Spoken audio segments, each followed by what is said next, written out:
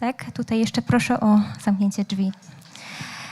To tak, jest mi niezmiernie miło powitać Państwa na Gali Finałowej 8. edycji Szkoły Pionierów PFR.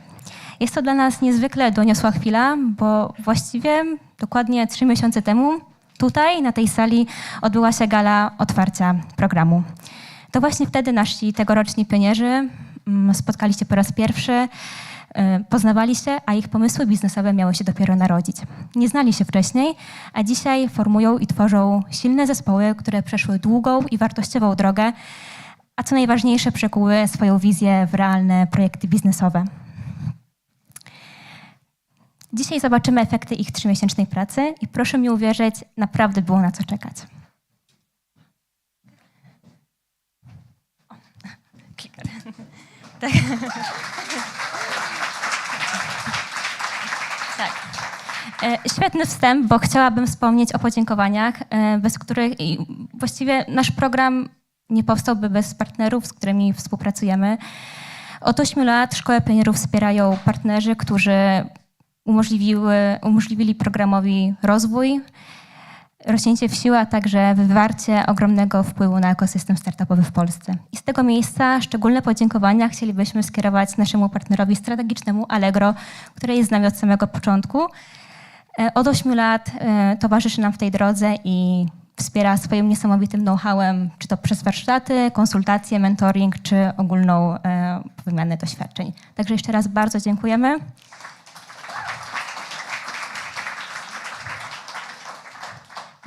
Dziękujemy również naszemu partnerowi merytorycznemu PFR Ventures, który zapewnia pionierom i zapewniał i będzie zapewniał bezcenną ekspozycję na fundusze VC, które dla funderów na tak wczesnym etapie rozwoju są jednym z najbardziej atrakcyjnych wątków. Także również bardzo dziękujemy. Dziękujemy również Ministerstwu Rozwoju i Technologii oraz Ministerstwu Klimatu i Środowiska za objęcie programu patronatem honorowym. Dziękujemy także naszemu patronowi medialnemu, portalowi Mam Startup, który wspierał nas zarówno poprzez promocję, wszelkie relacje, wzmianki na przestrzeni tych 8 lat. Bardzo dziękujemy. Myślę, że to właściwa chwila, aby o kilka słów otwarcia poprosić Mariusza Jaszczyka, wiceprezesa Polskiego Funduszu Rozwoju. Dzięki uprzejme. Ja może skorzystam z tego. Najmocniej przepraszam za moją lekką niedyspozycję głosową, ale taki okres, taka pora roku po prostu. Szanowni Państwo, bardzo serdecznie chciałem powitać w naszym gronie pana ministra Jarosa, pana prezesa Allegro i was, moi drodzy uczestnicy. Jesteście 8. edycją. Do edycji jubileuszowej jeszcze chwila, natomiast każda z tych edycji jest niezmiernie ważna. Ja wiem, że od 3 miesięcy mniej więcej tutaj wspólnie pracowaliście, wspomagaliście się, też pewien rodzaj konkurencji między wami istniał. Temat niezmiernie ważny dla nas wszystkich w takiej perspektywie, myślę, o której często zapominamy i klimatu, i tych rozwiązań, które mogą wspierać rozwiązania, które w tej walce o ochronę klimatu nam pomogą. Ja bym nie chciał za długo przemawiać, stąd wiem, że po mnie jeszcze pan minister zabierze głos i pan prezes Allegro, ale również będzie pani prezes naszej spółki zależnej PFR Ventures. Pewnie już mogliście słyszeć o tym, że jest to spółka, która tak naprawdę z ramienia grupy PFR opiekuje się takimi osobami, takimi przedsiębiorcami, jakim mam nadzieję, że wy się staniecie, to znaczy na tym wczesnym etapie wzrostu. Ja też powtórzę serdecznie jeszcze raz tutaj podziękowania i dla naszego partnera strategicznego Allegro za to, że jest z nami od lat i wspiera ewidentnie ten ważny dla PFR-u program. Wiem, że za godzinę mniej więcej będą też debata, przedstawienia waszych prezentacji. Wszystkim wam życzę powodzenia. Dziękuję bardzo. Zapraszam pana ministra.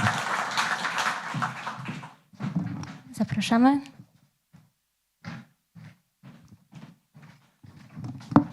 Dzień dobry, witam wszystkich Państwa serdecznie, z wielką przyjemnością na tym wydarzeniu. Szkoła Pionierów nie tylko edukuje, ale także realnie kształtuje przyszłych liderów, founderów i inwestorów, ludzi, którzy w kolejnych latach będą tworzyć nowe fundusze, nowe firmy technologiczne, nowe impulsy rozwojowe dla polskiej gospodarki, co jest dla mnie szczególnie istotne z punktu widzenia ministerstwa odpowiedzialnego za gospodarkę. Duże zainteresowanie oczywiście programem jest takim dowodem na to, że nowe pokolenie przedsiębiorców nie boi się marzyć i ambitnie podchodzi do swoich marzeń, które nie tylko mają wymiar lokalny, ale przede wszystkim globalny. Drodzy Państwo, uczestnicy programu i laureaci tegorocznej edycji, jestem przekonany, że za Wami nie tylko intensywna praca, ale też ciekawa przygoda na Waszej ścieżce rozwojowej. Dostaliście oczywiście Państwo niesamowitą szansę na uczenie się od najlepszych. Byliście Państwo w naprawdę dobrych rękach fachowców i entuzjastów, trenerów i przedsiębiorców, którzy profesjonalnie i z dużym zapałem oczywiście Was wspierali w budowaniu kolejnych polskich, mam nadzieję, jednorożców. Zarówno sama inicjatywa, jak i tematyka bliska sercu resortowi odpowiedzialnemu za gospodarkę, który dzisiaj reprezentuję. Pracujemy oczywiście obecnie nad nową polityką startupową w Polsce, która stworzy ramy, które pozwolą na przyspieszenie rozwoju i skalowanie innowacyjnych przedsiębiorstw w Polsce oraz czerpania korzyści z ich rozwoju w wymiarze gospodarczym i społecznym. To jest dosyć istotne, żebyśmy nie bali się podejmować ryzyka. Oczywiście ekosystem startupowy, czy w ogóle innowacje w Polsce muszą ulec zmianom pewnym systemowym. Mianowicie dzisiaj wielu innowatorów czy wynalazców często realizuje się na uczelniach. Gorzej z tą realizacją, komercjalizacją tego w biznesie. Myślę, że ten model, który jest do przyjęcia, żaden nie jest taki sam, ale ten model, o którym ja myślę, o którym marzę, to jest model tych firm z Azji, które wspólnie z naukowcami wypracowują innowacje właśnie w przemyśle. Tam opracowują nowe technologie, a potem docelowo trafiają na uczelnię. To jest troszeczkę inna sytuacja. Myślę, że to będziemy zmieniali w najbliższych latach i też Państwo będziecie częścią tych zmian. Oczywiście w programie uruchomienia Szkoły Pionierów ważny jest też program Innovate Poland, który staje się oczywiście takim projektem, który też dla Was jest skierowany. Ambitny program, który ogłosił i zaprezentował kilkanaście dni temu pan minister Domański potrzebuje środowiska przygotowanych, świadomych i odważnych innowatorów. Ale to właśnie Szkoła Pionierów PFR od lat buduje takie kompetencje, no i oczywiście takie postawy. PFR-owi dziękuję za realizację tej ważnej i potrzebnej inicjatywy. Cieszę się z tego, że z taką konsekwencją i zaangażowaniem podchodzicie do tego programu w kolejnych edycjach, już 8. Gratuluję i dziękuję. Słowo uznania oczywiście kieruję też do wszystkich uczestników konkursu. Wasza kreatywność, odwaga, to też jest ważne słowo, bo w Polsce często brakuje odważnych ludzi, albo czasami brakuje im odwagi. Trzeba takimi programami też dodać im odwagi, dodać też powagi, ale często też otworzyć możliwości do tego, żeby się odważyć i bez kompleksów, ale też konsekwentnie realizować swoje marzenia. Szkoła Pionierów PFR na pewno jest takim elementem, który wzmacnia marzenia i wzmacnia też i buduje cały ekosystem, dostarcza talentów, wiedzy i energii, które są oczywiście niezbędne do działania takich programów jak Innovate Poland, które mogą się realnie rozwijać w Polsce i wpływać na konkurencyjność polskiej gospodarki, bo to też jest dosyć istotne. Konkurencyjność to też innowacje. Innowacje wzmacniają naszą konkurencyjność i ta konkurencyjność musi być budowana przez ludzi odważnych, ludzi ambitnych, ludzi kreatywnych, ludzi, którzy się nie boją. Ludzi, którzy mają być i mają zrobić, żeby polska gospodarka zwyciężała, żebyśmy nie zatrzymali się tylko na tym 20. miejscu, tylko przesuwali się dalej. Polska to naród zwycięzców. Wy jesteście zwycięzcami i każdy, kto wziął udział w tym konkursie, jest zwycięzcą. Życzę tego, żebyście zwycięsko realizowali swoje projekty, nie tylko przy okazji tego programu, ale też w realnej gospodarce, w realnych działaniach. Nie bójcie się. Was przyszłość, szanowni państwo, drodzy laureaci, serdecznie gratuluję i życzę dalszych sukcesów, ale też determinacji, aby wasze pomysły były realizowane przez was w waszych zespołach z ludźmi, być może, których tu dzisiaj spotkaliście i poznaliście.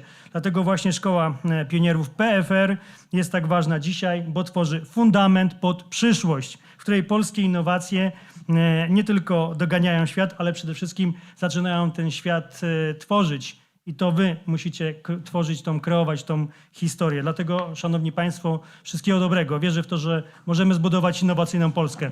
Polskę zwycięzców.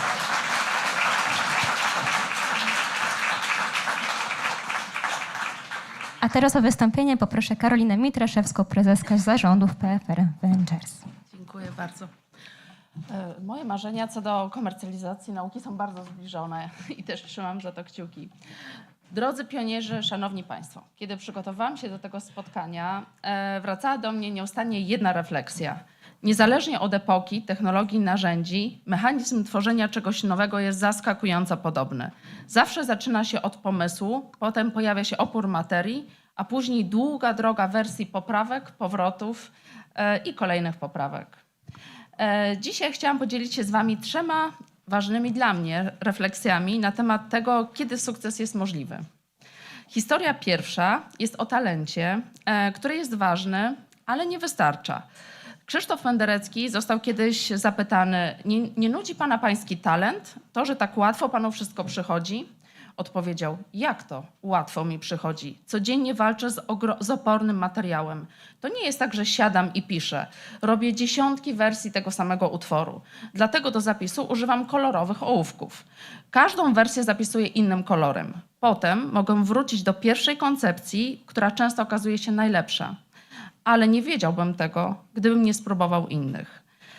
Ta odpowiedź jest świetną lekcją dla każdego, kto zaczyna tworzyć. Bo talent, choć ważny, nie jest przepustką do sukcesu. Jest tylko pierwszą linią na kartce. Reszta to praca, iteracje, odwaga, by zmieniać, dopisywać, zaczynać od nowa. Czasem wracać do pierwszej wersji, bogatszym o nabyte doświadczenia. Historia druga jest o wytrwałości i próbowaniu do skutku. Powszechnie mówi się o modelu Forda T. Samochodzie, który zmienił świat. Rzadziej przypomina się, co było wcześniej. Skąd wzięła się wersja T? Zanim Ford stworzył model T, powstały modele A, B, C, D i jeszcze kilka innych, o których nikt dziś nie pamięta. Były wersje nieudane, niedokończone, zbyt drogie albo zbyt skomplikowane. Przełomem okazał się dopiero T. Dzięki seryjnej produkcji został autem powszechnym i do 1927 roku sprzedano ponad 15 milionów egzemplarzy tego samochodu. To nie był cud, to była konsekwencja. Sukces modelu T nie był sukcesem pierwszej próby, tylko 19. I tak samo działa innowacja. Rzadko wygrywa plan A. Czasem trzeba dotrzeć aż do planu T. Historia trzecia jest o ludziach, którzy nas inspirują i od których możemy czerpać. To jest najbardziej osobista historia. Moja mama powtarzała mi od dziecka: zawsze szukaj pokoju, w którym nie jesteś najmądrzejsza. Zrozumiałam później, że to jedna z najpraktyczniejszych rad, jakie można usłyszeć, bo nawet największa determinacja potrzebuje środowiska, które pozwala rosnąć i wspierać się. Tym właśnie jest Szkoła Pionierów. Pokojem, w którym spotykają się ludzie o różnych kompetencjach, ambicjach, doświadczeniach, wrażliwości. Miejscem, gdzie pomysł zyskuje krytykę, a potem wsparcie. Gdzie eksperci i mentorzy pokazują skróty, których sami kiedyś nie znali.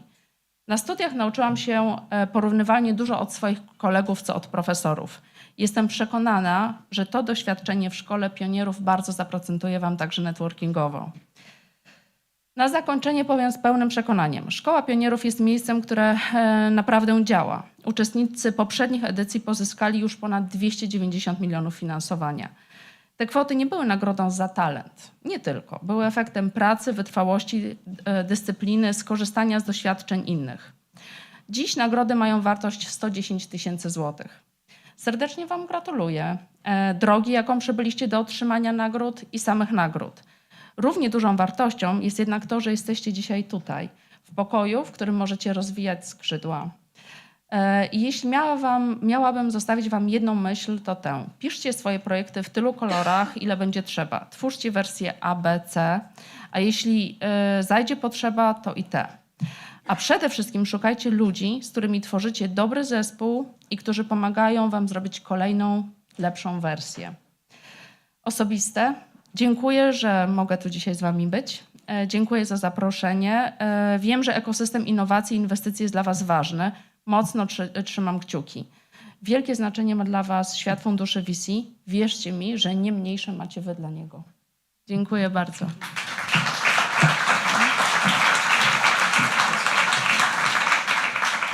Dziękujemy, a teraz o wystąpienie i kilka słów poprosimy Marcina Kuśmierza, prezesa Allegro. Dzień dobry Państwu, ja nazywam się Marcin. Muszę powiedzieć, że przedmówcy bardzo wysoko zawiesili poprzeczkę, a pan minister, mówiąc o dumie bycia Polakiem i bycia przedsiębiorcą, to już jest naprawdę klasa sama w sobie, także brawo.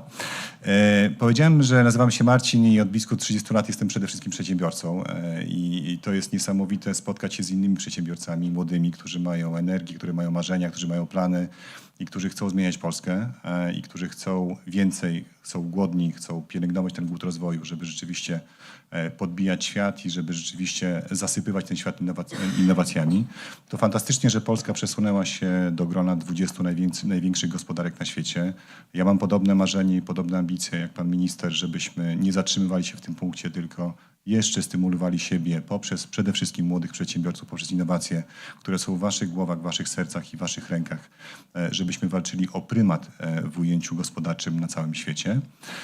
I jesteśmy super dumni, że jesteśmy partnerem tego programu od początku, że od 8 lat wspieramy i program, i was, przedsiębiorców, i że już blisko 400 osób, a właściwie po tym programie 400 osób będzie przeszkolonych, będzie wyposażonych w narzędzia, wiedzę i środki finansowe, żeby ten świat podbijać.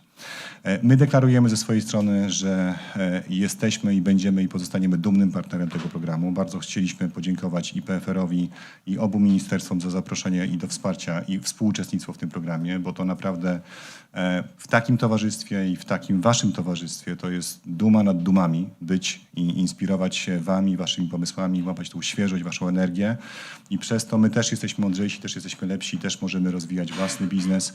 I jak wiecie, też kilka tygodni temu chwaliliśmy się, zostaliśmy docenieni jako jeden z największych płatników podatków w naszym kraju, co jest ogromną dumą.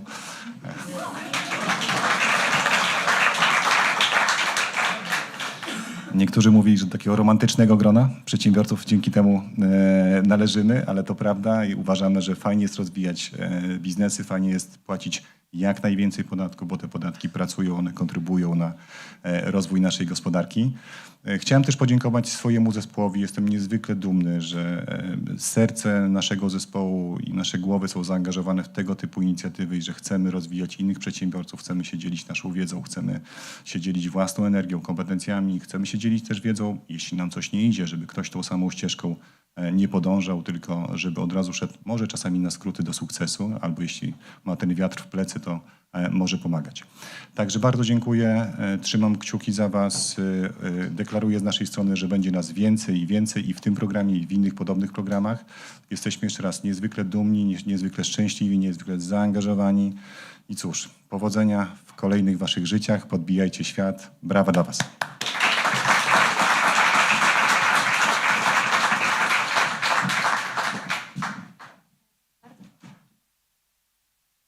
Bardzo dziękujemy za wszystkie wystąpienia. Wierzę, że zainspirują one nie tylko pionierów, zwycięzców, ale i całą publiczność, bo wersja A, B, C i D dotyczą nas wszystkich. A teraz na scenę chciałabym zaprosić naszego keynote speakera Jakuba Wiecha, redaktora naczelnego w Energetyka24. Zapraszamy.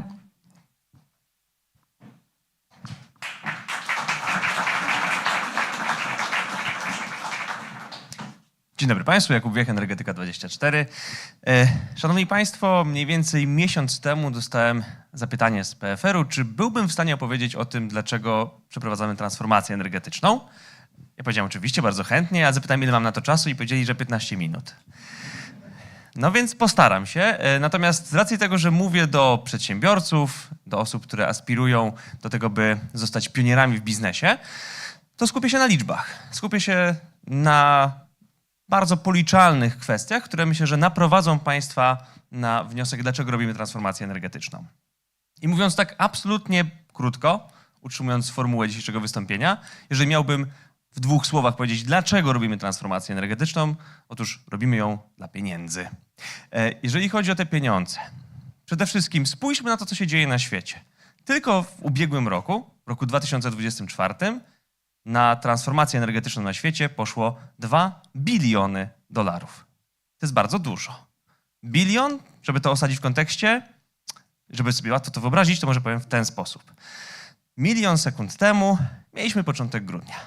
1 000 000 000 sekund temu mieliśmy lata 90. 1 bilion sekund temu mieliśmy późny paleolit. To jest ta skala wartości, jeżeli chodzi o to, gdzie jesteśmy w zakresie wydatkowania środków na transformację energetyczną. Co ciekawe, około połowę z tej kwoty, czyli około $1 bilion w zeszłym roku wydało tylko jedno państwo. Wiecie jakie? Chiny. Nawet mi wyłączyli mikrofon, żebym... Mogę mówić bez niego, jeżeli mnie słychać. Tak? O, dziękuję. Jest rezerwa, która też nie działa. Mogę mówić, jeżeli to jest w porządku i słychać mnie, to może nie będę eksperymentował. Halo? Spisek wyższych sił. Ja oddam na razie, a postaram się mówić donośnie. Natomiast jeżeli chodzi właśnie o Chiny, to one są dosyć specyficznym przykładem, jeżeli chodzi o transformację energetyczną i pieniądze, które uzyskuje się i wydatkuje się na transformację energetyczną. Bowiem te właśnie Chiny w ubiegłym roku doprowadziły do sytuacji, że technologie związane z transformacją energetyczną, czyli na przykład samochody elektryczne, turbiny wiatrowe, panele fotowoltaiczne, bateryjne magazyny energii, to wszystko wygenerowało w Chinach mniej więcej 10% ich PKB w ubiegłym roku. I 1/4 wzrostu ich PKB w roku 2024. Co więcej, Chiny w ubiegłym roku i prawdopodobnie w tym też osiągną większe dochody ze sprzedaży, z eksportu tych technologii transformacji energetycznej, niż Stany Zjednoczone ze sprzedaży ropy, gazu oraz węgla. To też chyba nie działa, tak? Jest okej. Nawet bez prądu sobie poradzę. Tak.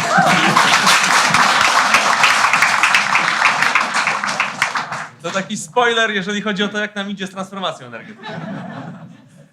Ale damy radę.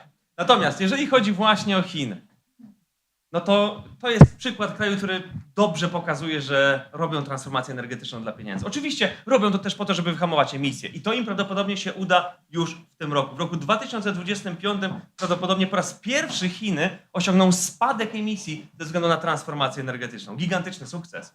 Natomiast nie zapominajmy o tym, co osiągnęli w międzyczasie. I to jest, proszę Państwa, taki leitmotiv transformacji energetycznej, którą można łatwo porównać na przykład do lotu na Księżyc. Jeżeli Państwa zapytam, co jest głównym celem, co było głównym celem pierwszego lotu na Księżyc, to Państwo powiecie, że lot na Księżyc, tak? Wysłanie tam człowieka i jego powrót. I to jest prawda, oczywiście. Stany Zjednoczone po to robiły lot na Księżyc, żeby przede wszystkim polecieć na Księżyc. John Kennedy, kiedy ogłosił program kosmiczny USA w 1961 roku, miał na celu właśnie wysłanie człowieka na Księżyc i mówił, że robimy to nie dlatego, że to jest proste, tylko dlatego, że to jest trudne. Ale on potem dodał coś jeszcze. Robimy to dlatego, że w ten sposób osiągniemy najlepsze możliwe metody wykorzystania naszych zasobów. I tutaj leży sedno, jeżeli chodzi o to, co jest realnym sensem lotu na Księżyc. Powiem, proszę Państwa, w ramach przygotowania do programu Apollo Stany Zjednoczone podczas prac inżynieryjnych nie tylko osiągnęły przewagę w technologii rakietowej nad Związkiem Sowieckim, bardzo przydatną akurat w momencie zimnej wojny, ale także stworzyły około 2000 patentów, które bardzo szybko rozpleniły się po światowej gospodarce. Nie wiem, czy Państwo wiecie, ale rzepy, bardzo popularne, zwłaszcza wśród tych, którzy nie lubią wiązać butów, to jest właśnie dorobek programu kosmicznego. Takie technologie były przygotowywane w ramach lotu na Księżyc.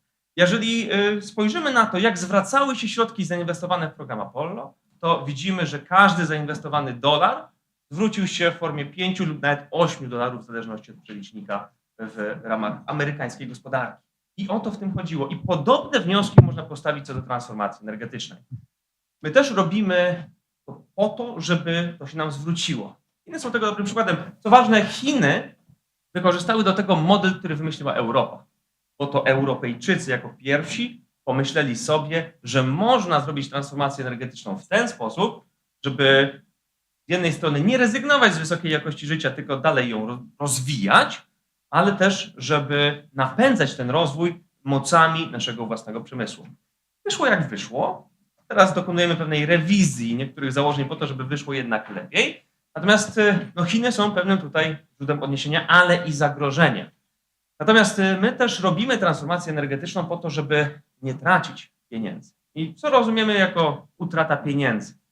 Otóż, proszę Państwa, w ciągu ostatnich 25 lat Polska wydała na import ropy, gazu oraz węgla kwotę 1 700 miliardów złotych.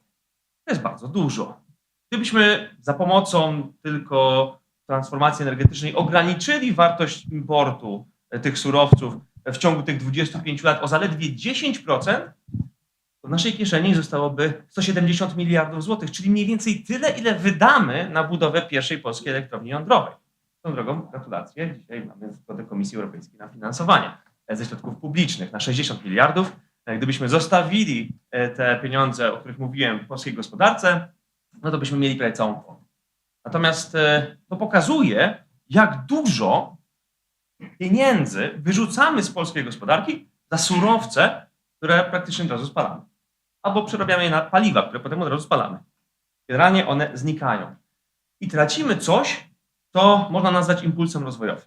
Tracimy pewnego rodzaju nie tylko finansowy, ale też generalnie taki ogólnogospodarczy impuls rozwojowy. Bo proszę Państwa, czym się różni wzrost od rozwoju? Bo ktoś może powiedzieć, że no dobra, ale te surowce napędzały wzrost Polski. Tak, wzrost, tak, ale nie do końca rozwój. Gdzie jest tutaj różnica, jeśli chodzi o wzrost i rozwój? Proszę Państwa, wyobraźcie sobie, że sprzedajecie dywany. I jednego roku sprzedajecie, może tak, rozwój jest wtedy, zacznę od wzrostu. Wzrost jest wtedy, kiedy w 2024 roku sprzedaliście 100 dywanów, a w roku 2025 sprzedaliście 150. To jest wzrost. Natomiast rozwój jest wtedy, kiedy w roku 2024 sprzedaliście dywany salonowe, a w roku 2025 dywany latające. To jest rozwój. I my chcemy się rozwijać.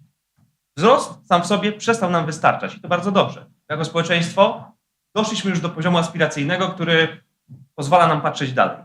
Ale żeby to zrobić, potrzebne nam są rozmaite bodźce i środki. Między innymi te środki, które teraz trafiają na konta na przykład w Stanach Zjednoczonych, w Rosji, w Norwegii, w Australii, w Kolumbii, w Indonezji, w Zjednoczonych Emiratach Arabskich, w Arabii Saudyjskiej, w Katarze.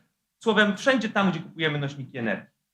I mówię to nie tylko z perspektywy Polski, bowiem, proszę Państwa, cała Unia Europejska jest najmocniej ze wszystkich 3 głównych gospodarek świata uzależniona od importu nośników energii.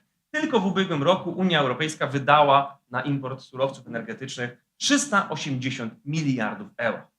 Sporo.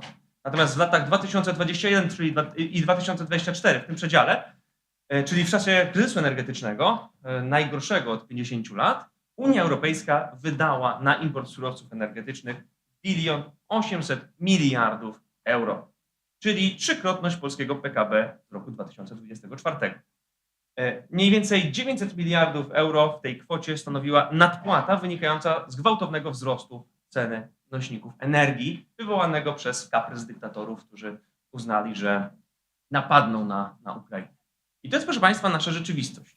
To jest coś, co jest policzalne, co jest częścią otaczającego nas świata i możemy to zmienić. Możemy to zmienić właśnie inwestując w transformację energetyczną, właśnie inwestując w dekarbonizację, która jest popularnie kojarzona głównie z walką ze zmianą klimatu, ale w rzeczywistości przyczynia się do rozwoju technologicznego, do rozwoju gospodarczego, do rozwoju też społecznego, jeżeli chodzi o jakość życia. I proszę Państwa, żeby nie być gołosłownym, też warto zauważyć, że już teraz transformacja energetyczna pozwala rozwijać Polskę. Bowiem w naszym kraju działa 14 fabryk pomp ciepła. W naszym kraju działają na przykład fabryki produkujące łopaty do turbin wiatrowych. Mamy już pierwszą spółkę, która kupiła licencję na budowę polskiej turbiny wiatrowej od początku do końca. W naszym kraju działają fabryki baterii, które sprawiają, że Polska jest drugim po Chinach pod względem pojemności producentem baterii na świecie. W naszym kraju 40 000 osób pracuje w samym tylko sektorze fotowoltaicznym. To jest mniej więcej ponad połowa tego, ile pracuje w górnictwie. To już się dzieje. To już ma miejsce. Ten rozwój dyktowany transformacją energetyczną już teraz ma miejsce. Ale on wymaga pewnego wsparcia. Na przykład jeżeli chodzi właśnie o zagrożenia geopolityczne, jeżeli chodzi o przewidywalne ramy, jeżeli chodzi o też możliwości pewnej korekty, na przykład na poziomie ogólnoeuropejskim, w zakresie tego, jak transferowane są środki, które wydajemy na transformację energetyczną, ale też jak przyznawane są środki chociażby z pomocy publicznej. Powiem, proszę Państwa, to nie jest przypadek, że Chiny w ciągu 10 lat stały się z kraju, który nie eksportuje samochodów elektrycznych, największym eksporterem i największym producentem i największym rynkiem samochodów elektrycznych. To nie jest dar niebios, to jest efekt pompowania chińskich producentów tychże pojazdów, kwoty mniej więcej 1 500 miliardów złotych w ciągu ostatnich 10 lat. To są ogromne pieniądze, które Chińczycy zdecydowali się wrzucić w swój przemysł po to, żeby teraz na jednej z głównych ulic Warszawy móc zbudować salony sprzedaży samochodów elektrycznych. Myśmy powinni z tego wyciągnąć wnioski i powinniśmy działać w zgodzie z tym, jak wygląda nasza rzeczywistość. I tutaj kluczowe zadanie jest przed Wami, przed przedsiębiorcami, którzy chcą budować nie tylko wzrost, ale rozwój naszego kraju. Myślę, że takie inicjatywy jak ta dzisiaj do tego właśnie się przyczyniają. Bardzo dziękuję za uwagę. Trzymam za Państwa kciuki i gratuluję Waszej pracy. Dziękuję serdecznie.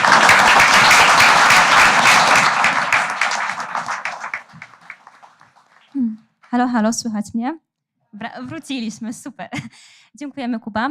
Teraz na scenę, zanim przejdziemy do naszych wystąpień, chciałabym zaprosić Pawła Hurasa, pełniącego obowiązki dyrektora Departamentu Rozwoju i Innowacji w Polskim Funduszu Rozwoju. Paweł opowie trochę o misjach i celach Szkoły Pionierów. Cześć. Kuba, jestem pod wrażeniem tych wszystkich liczb, które zapamiętałeś. Ja nie mam takiej głowy. Trochę wejdziemy może w luźniejszą atmosferę tego eventu startupowego. I chciałem Wam opowiedzieć tak naprawdę historię drugiego dna Szkoły Pionierów. Widzimy tu górę lodową i w pierwszym pewnie odruchu chodzi pewnie, że ratujemy świat i góry lodowe i w ogóle. Tak, to też, ale przede wszystkim Szkoła Pionierów to nie tylko wyjazd zagraniczny, to nie tylko warsztaty, to nie tylko spotkania z mentorami, ale przede wszystkim coś więcej. I chciałem powiedzieć, czym jest to więcej, czego Wam nie powiedzieliśmy na początku, a jest tak naprawdę sekretem i misją tego, co my tu robimy. Dawno, dawno temu, 3 miesiące temu, pamiętam, spotkaliśmy się na tej sali. Wiecie, w życiu startupowym 3 miesiące to jest bardzo długo. Niektórzy z was to już 3 startupy co najmniej w tym czasie chcieli robić, a niektórzy po 5 pomysłów. No ale w każdym razie te 3 miesiące temu tu się spotkaliście i w sumie prawie nikt się nie znał. Nie wiem, czy ktoś się znał, chyba nie. Takie miałem wrażenie. Pojechaliśmy na Zegrze i tam zaczęliśmy się integrować. Ale co do zasady, tak jak z wami rozmawialiśmy, poza może jakimiś wyjątkami, większość zaczynała od pustej kartki, bez tego zdjęcia, a zdjęcie było później. No i co? Teraz opowiem o takim typowym cyklu startupowym i o takim tym właśnie ukrytym dnie. Na początku jest build, czyli budowanie. Zaczęliście budować. Pomysły bardzo ciekawe, bardzo ambitne, bardzo przyszłościowe. 50 osób, w końcu 18 rozwiązań stworzyło. Ale wydarzyło się coś takiego, że przyszli oni, mentorzy, klienci, eksperci.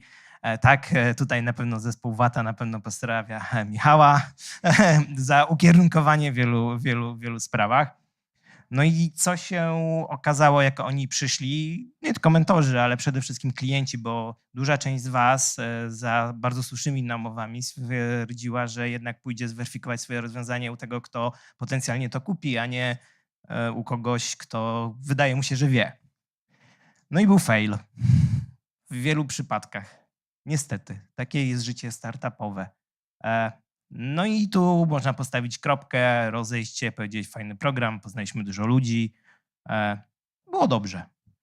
Ale to, co odróżnia chyba startupowca, przedsiębiorcę od normalnego człowieka, to jest to, że on tu stawia przecinek. I teraz trochę motywacyjnych plakatów z pewnego amerykańskiego serialu, żeby się nie poddawać. W każdym razie w tym miejscu stawiamy przecinek i porażka jest częścią życia. To, że nie wszystko wychodzi za pierwszym razem. Myślę, że tutaj Karolina Mitroszewska z PFR Ventures też powiedziała o planie T. Niektórzy pewnie X, Y, Z jeszcze dojdą, a później zaczną alfabetu od nowa, jeszcze go ponumerują. W każdym razie to jest właśnie ta odwaga, o której też wspomniał pan minister na samym początku, że nie boimy się porażki, ale też przede wszystkim nie boimy się wstydu, to, że nam nie wyszło. I myślę, że w ogóle mówienie o porażce w polskiej kulturze, w polskim świecie jest jeszcze dosyć nam obce, a tak jak zawsze rozmawia się, co tam w amerykańskim ekosystemie, to tam jest, że tak, już 4. startup nie wyszedł i wtedy wszyscy biją brawo, super, ten 5. ci się uda.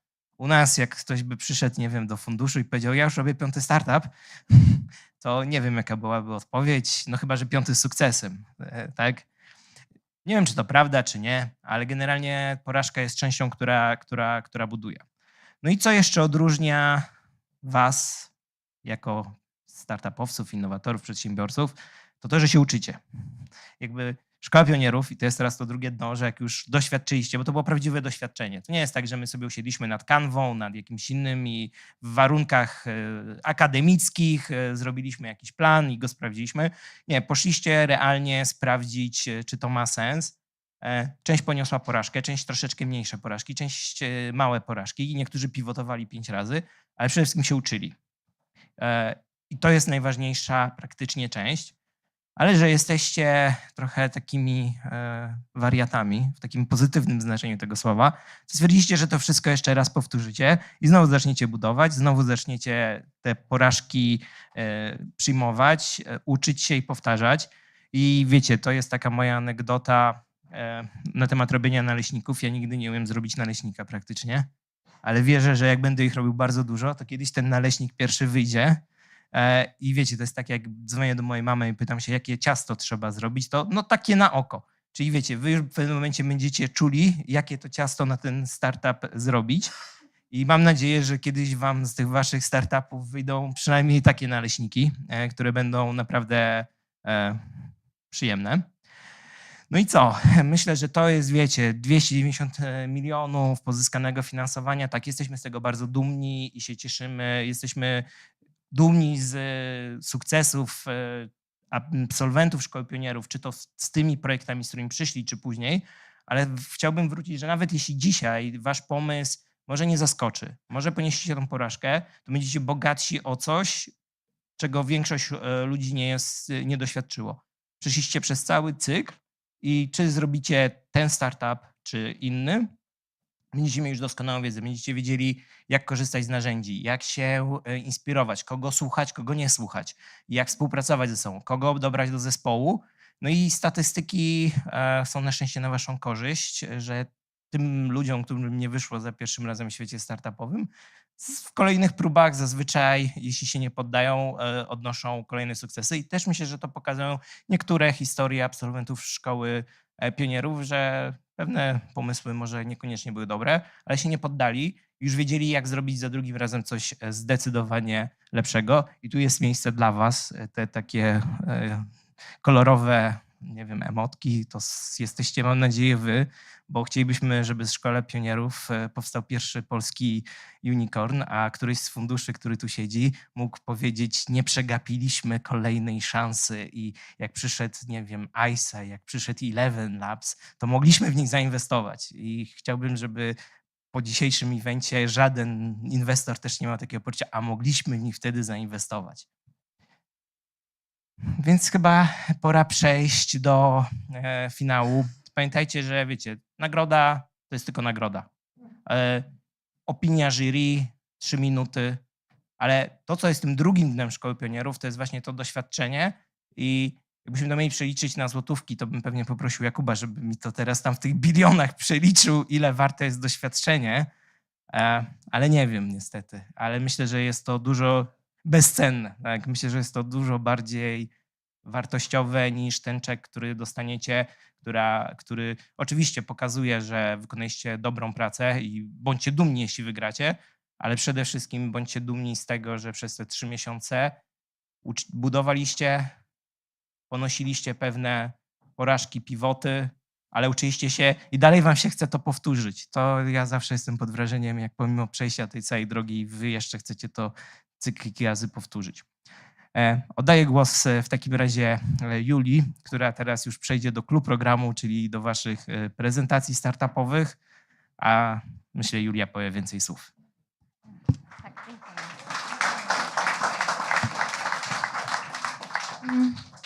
Tak, więc chyba jesteśmy w domu. Przyszedł czas, na który wszyscy czekaliśmy.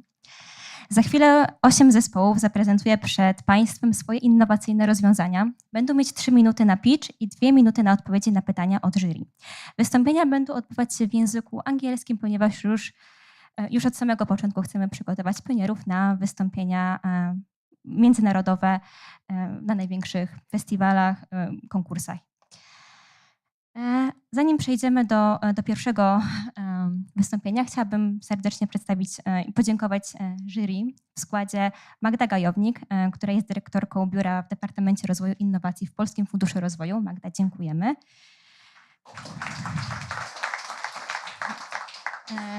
Dziękujemy Marcie Mikliszańskiej, dyrektorce do spraw polityki publicznej w Allegro. Dziękujemy, Marta. Mamy również w kapitule Radosława Rejmana, partnera w funduszu Movens Capital. Dziękujemy. Adam Bartkiewicz, partner w Digital Ocean Ventures, również wielkie brawa. Oraz Adam Łata, analityk inwestycyjny w PFR Ventures. Dziękujemy. Tak prezentuje się rozkład jazdy dzisiejszego konkursu pitchowego. Myślę, że już możemy zaczynać i na scenę zapraszam pierwszy zespół Dywana Dziewczyny. Powodzenia.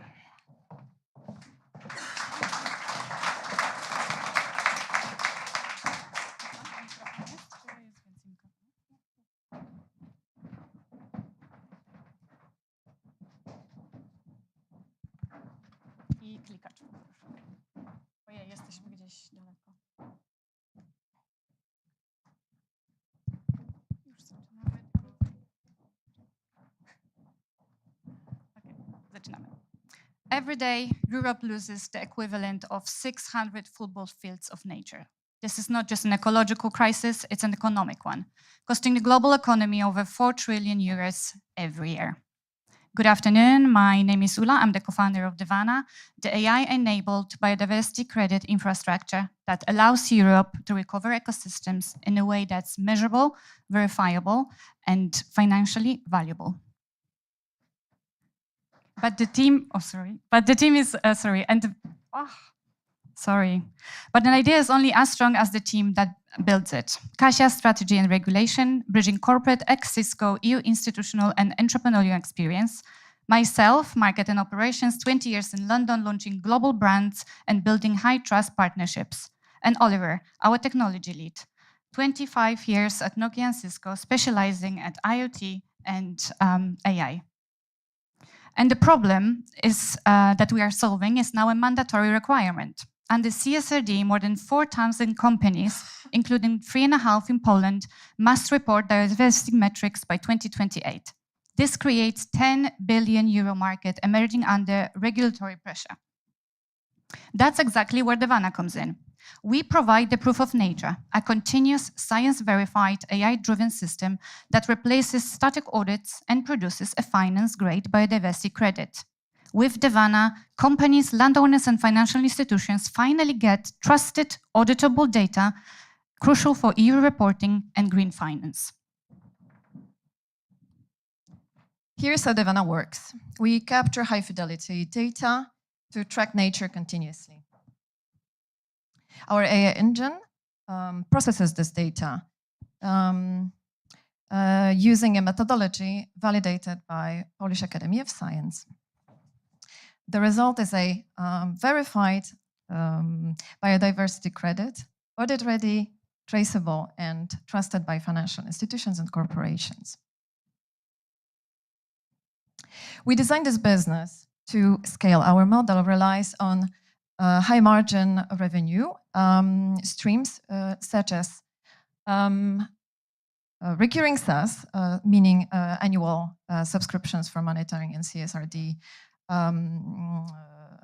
dashboards, transaction fee 20-25% on each issued credit, and for instance, we also want to include advisory services on supply chain in setting. Our roadmap is ambitious but realistic. 2026 is our validation year. 27 we scale in. We enter Polish market commercially. 28 we enter CEE market. Dziękujemy. Thank you. Możemy przejść do pytań. Hi, thank you very much for the presentation. And my first question would be, what is your benchmarks from the market? Can you tell us more about your competition? Is it a new project that is not available on any market? So this is relatively new, but what's important is that EU definitely is pushing regulations on national levels, and within national levels, countries must provide MRV.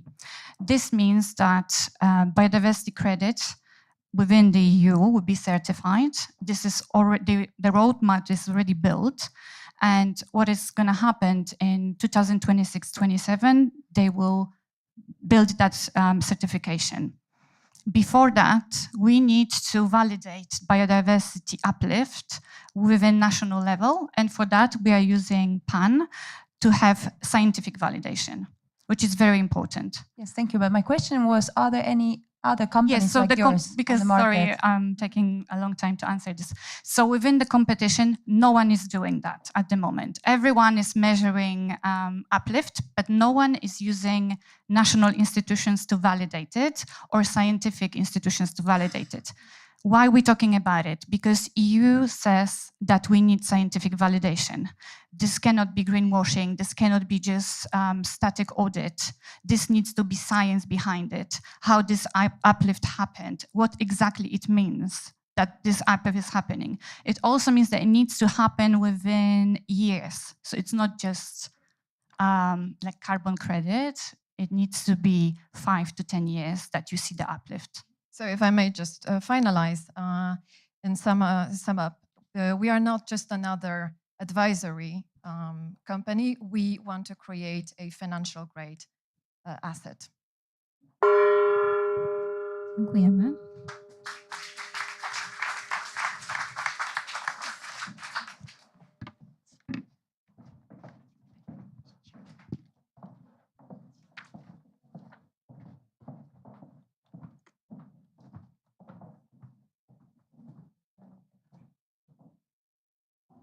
Good afternoon. My name is Maciek, and a few months ago, tech media was dominated by a story about Replit's AI coding agent that deleted a live production database. The incident blew up so much that the Replit CEO had to publicly apologize. This story is extreme, but it's not unique. Companies are trying to use AI because the benefits are huge and it can save a lot of time. So the question today is no longer, should we use AI? The real question is, how do we let AI work safely? And this is exactly the problem we are solving with CoSpec. We provide safe environments, sandboxes, where AI agents can do the job safely. And let me show this on an example. This is our internal proof of concept that ended up working so good that we already use it for development and bug fixing. Here I have our internal Jira system with a simple task. A standard workflow would be a developer taking this open code repository, find a bug, solve it, etc., and spend few hours. But can't we automate this? Actually, we can. And here I have a simple workflow possible to build thanks to our solution. It completes the task from the Jira and sends a working code to the developer review. All of this in less than a minute. But what happened here exactly? AI solved the task in a fully isolated environment and on private code repository. Thanks to sandboxes, companies can control and monitor to which tools and resources AI has access.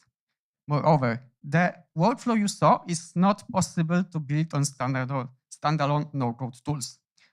And thanks to our solution, it's as simple as connecting the dots in tools that companies already use and like. Our competition is focused on highly technical infrastructure for companies like OpenAI. But we see our opportunity in mid-market, in companies that want to automate their workflows with AI.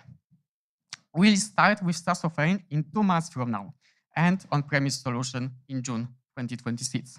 And we already have companies waiting to test our sandboxes. We have great founders market fit. For the last 4 years, I was running a software house and optimizing development processes. We have Adrian, who adds huge expertise at the intersection of AI and security infrastructure. Alicia will help us with the product design, and we are also looking for the head of go-to-market. And we'll be happy to be in touch and keep anyone interested in the project up to date. Thank you.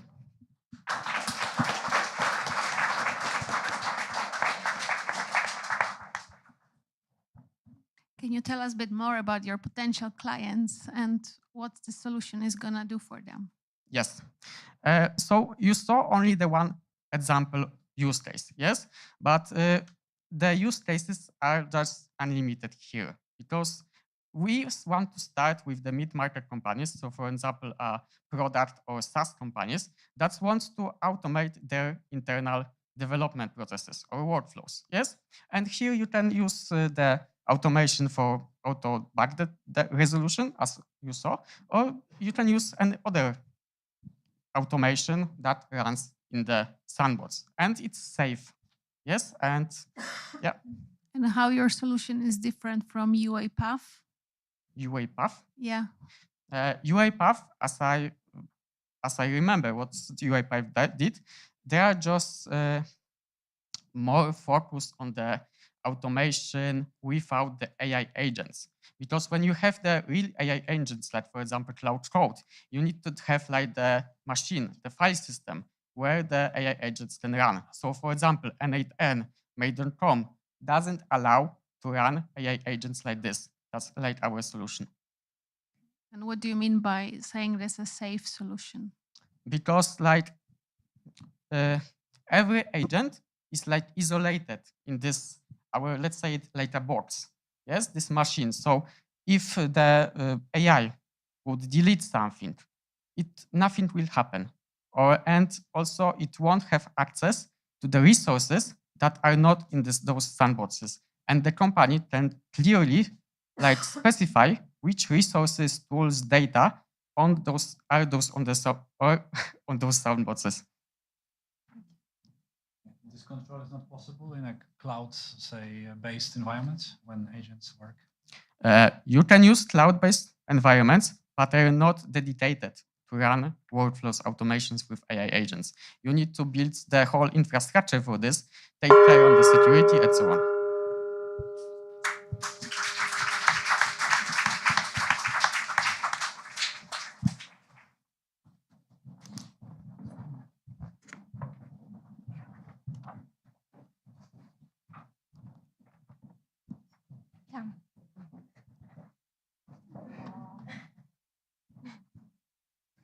Good afternoon, everyone. My name is Jakub, and I present the VADA team.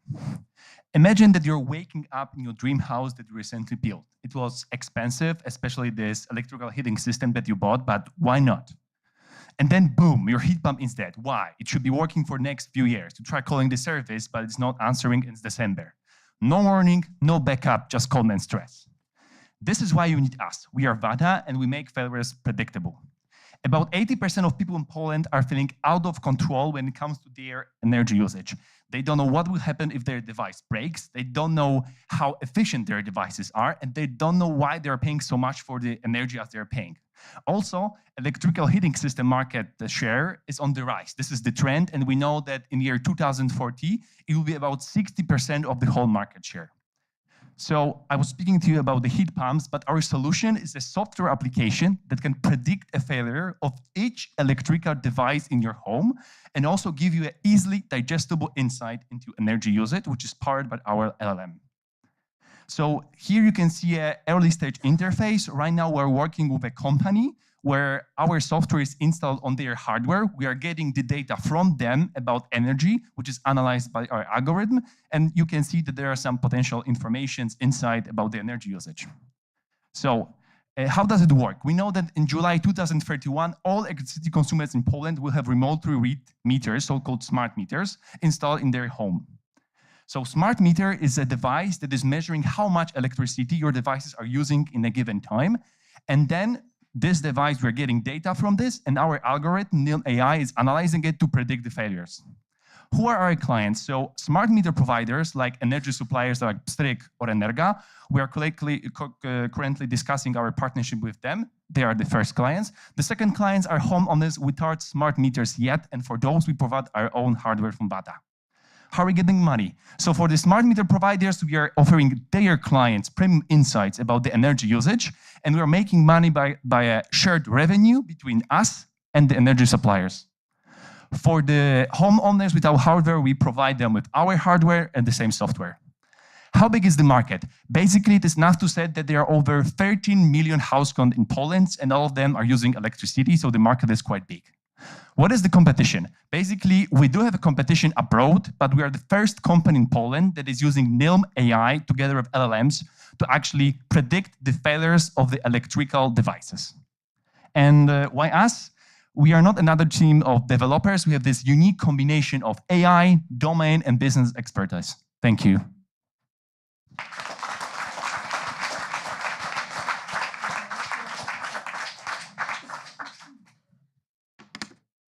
And welcome my team also on stage, please.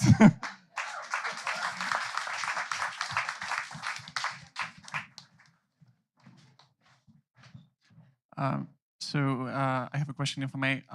Do you only target households or also businesses as your clients? This is mostly, right now we are targeting the households. So basically the energy suppliers are getting energy to the households. So these are our primary targets. But basically we primarily want to talk with them. So the energy suppliers, so it's like B2B2C to actually, earn money. You mentioned that you've already started talking with your customers or potential customers. So yes, so there's one company with actually we're getting feedback from them. We're testing data. There's a company which is installing hardware their smart meters in various buildings, also in the industrial buildings, but also in homes. We are testing our software there, which is very promising for us right now. We are also speaking with Pstryk company. We're also speaking with Energa company this week, and we are going to discuss, let's say, how we can partner together. So what's the riskiest assumption that you already have validated in the market throughout the program? The riskiest assumption, I would say that it's about the people willingness to actually track the energy usage, because according to our knowledge, it's still, I mean, the development of the energy knowledge, it's still in Poland not on a very high level. So we need to get to the people know that actually measuring and tracking their failures, their energy usage is important for them. So basically, this will be the most difficult for us actually to get to the people. I have a question. How do you want to gain the people's trust, the consumers' trust? And my second question, very quickly, what is your professional background? So I will ask the second one, maybe. So we are all technical. So Crispin is an AI developer. Patrick is also a programmer. I'm a, let's say, domain expert in the construction industry, but I also have an IT background. And Magda is also... Yes.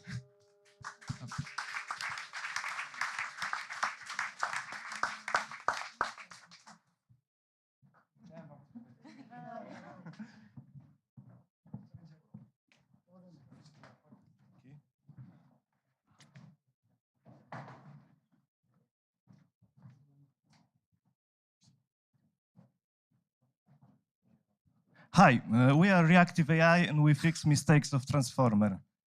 Current language models require a lot of energy, especially in long conversations when costs are accumulated and grow quadratically. That's because models have to reprocess all the chat history to keep the context. It makes each next message harder and leads to hallucination and worse quality. Text-based context is also vulnerable to leaks. As a solution, we propose reactive language model that processes only single message in real time to be more energy efficient. Costs are not accumulated and each message have the same cost as the first one. All the chat history is moved to the dedicated memory that's extendable and enable infinite context.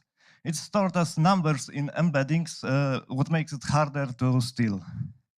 Our experimental models already showed superior performance over the same size LLMs trained on the same data, what could be checked on our first interactive demo. Our models enable long, even infinite conversations with small fixed costs and without delays, and we work on the libraries to make it competitive with a major LLM ecosystem. We already found the first big client interested in unique features of our model, especially infinite memory and data privacy. We will build them movie script generator for about $40,000, and the training cost is on their site. We plan to sell custom models like one in a pilot, but our business model is mainly based on API measured usage and chatbot subscriptions. We will also provide licenses for other models and agent creators. As you can see, we speak with multiple international investors to push it forward and conquer dynamically growing conversational and agentic AI market. We have two types of competitors, LLM and agent creators with their inefficient stateless processing, and authors of alternatives for transformer that have problems with scale. Our solution is both efficient and scalable. Currently, after successful POC experiments, we are moving to over 1 billion parameter MVP model to compare it with existing LLMs and release first API and chatbot app. Then we plan to raise bigger funding to compete with the largest players. I'm Adam, I'm a self-taught programmer and data scientist, and I started with the project idea more than a year ago. Last month I connected with Victor and Veronica, who are both ex-founders of startups that use AI for education. Since then, they took business and project areas, while I'm concentrated on technology. And that's all for me.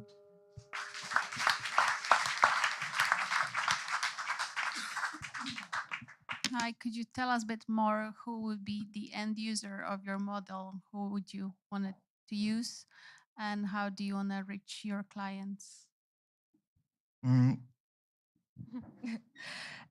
Okay, so the end user, we focus mostly on companies like startups, developers, or bigger companies that work in area of agentic and conversational AI.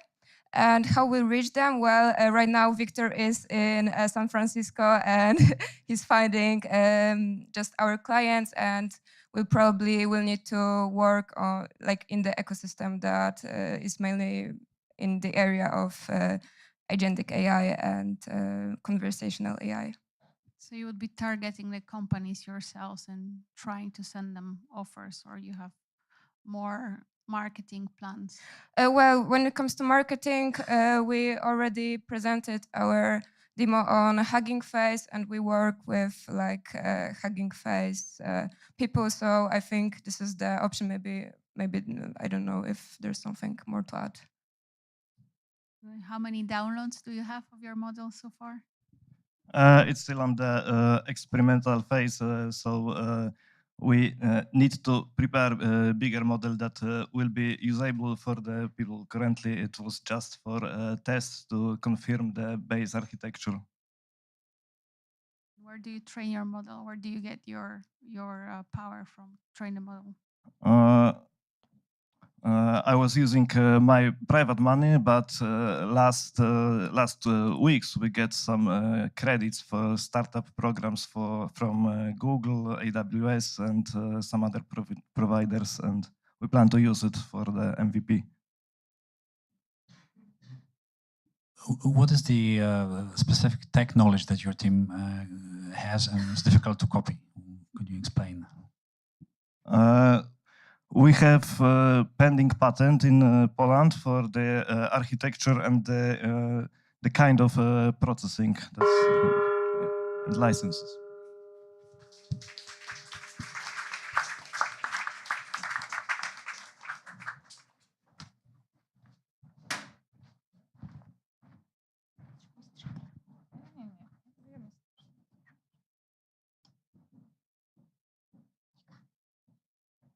Ten działa? Ten też. Okay. Let me tell you about the paradox. We all know that we are facing the climate catastrophe. And we know that this is due to gas emissions. But the paradox is that everybody knows it and nobody wants to reduce emissions, because this would mean reducing incomes. And we will solve this paradox in the area of agriculture. Agriculture accounts for nearly 15% of emissions in EU, but they are already farmers with negative carbon footprint. They struggle to build their own markets because they have lower yield.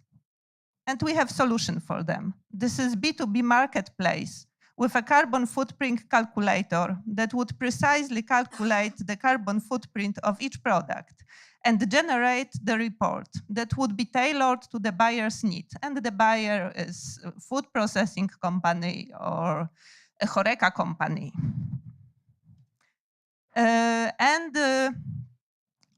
Nowadays, currently over 90% of emissions in the agri-food sector fall within scope 3, which directly measures, and the scope is like delivery chains.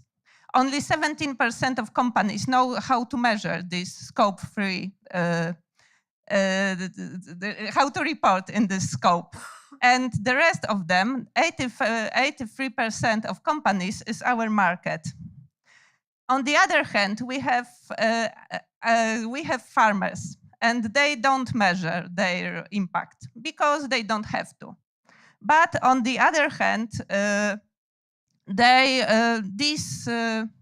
these companies, these ESG reporting companies, as they develop their reporting, They would also ask farmers for more precise data. And here we come with our solution. Our solution is marketplace with AI-driven precise calculator. And this will give companies opportunity to choose the best quality and possibly lowest carbon footprint products. We already established cooperations with farmers and reached 2 companies.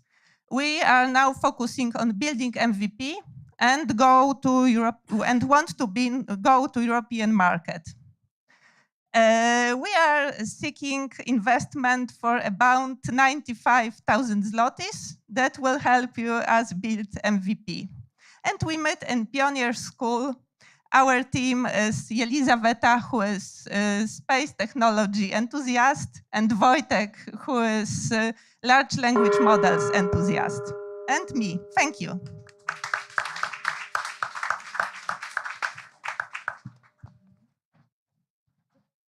How are you going to attract the supply side to your marketplace? Typically a challenge for marketplaces in the first stage. Oh, could you repeat, please?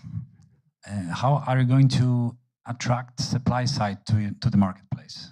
We already have cooperation with suppliers. I am in a supplier chain of organic farmers, so this is like possible for us. We know their needs. Okay, as we all know, the EU regulations have this stop the clock. Yes. So some of the regulations and the works on regulations are on hold. How do you want to exactly attract small companies to really measure the carbon footprint? How do you think they will be still they will be attracted into it and interested in measuring it voluntarily while there is no obligation? Yeah, there is no obligation, or maybe will not be, but there is still market for high quality agricultural products. And the producers of these products usually has lower carbon footprint. So we believe they will be market for us. So they find it attractive because of the consumers? Yes. Yes, because companies still have market. Yeah. And how do you plan to generate revenues? Where is your revenue stream is going to come from? This is 20%. Our merch is 20% from sales. As we will calculate the carbon footprint, we will add the report, but also this will be a marketplace. So the buyer will buy product and we will have income. You've shown some competitive landscape, but what is one single thing that you can do 10 times better than your competitive landscape? Thank you for these questions. We make selling product easy. There is no marketplace for agricultural products now. You know, they sell on Bronisha. Dziękujemy. Okay.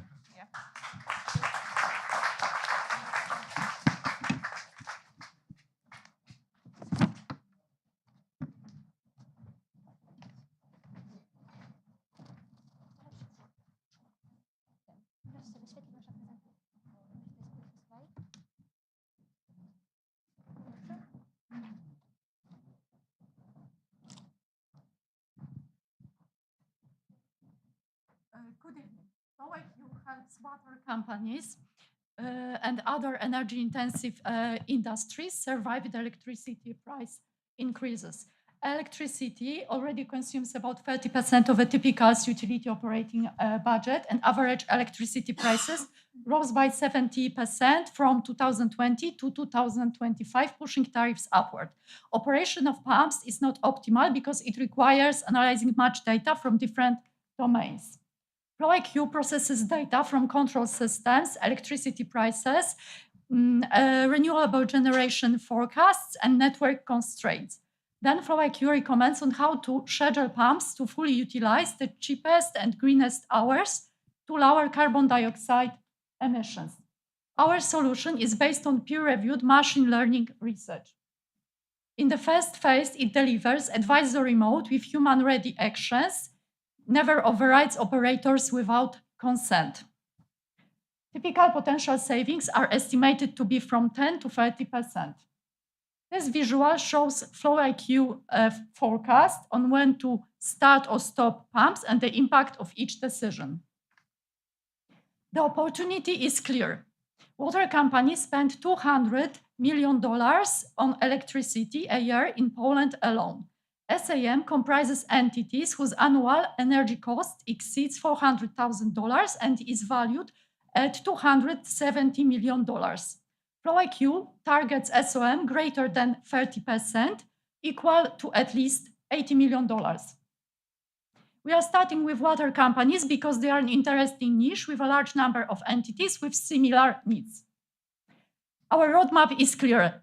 10 Polish clients in 2026, cash flow positive start of 2028, and then expand to other energy-intensive industries and data-driven services. The business model is fixed annual subscription fee equal to 20% of the expected energy savings, creating positive cash flow for utilities from the first invoice. Competitors focus on hardware retrofits or black box AI autopilots. FlowIQ is innovative because it fuses hydraulics with real energy economics to achieve meaningful savings. FlowIQ provides faster ROI because it requires no CapEx.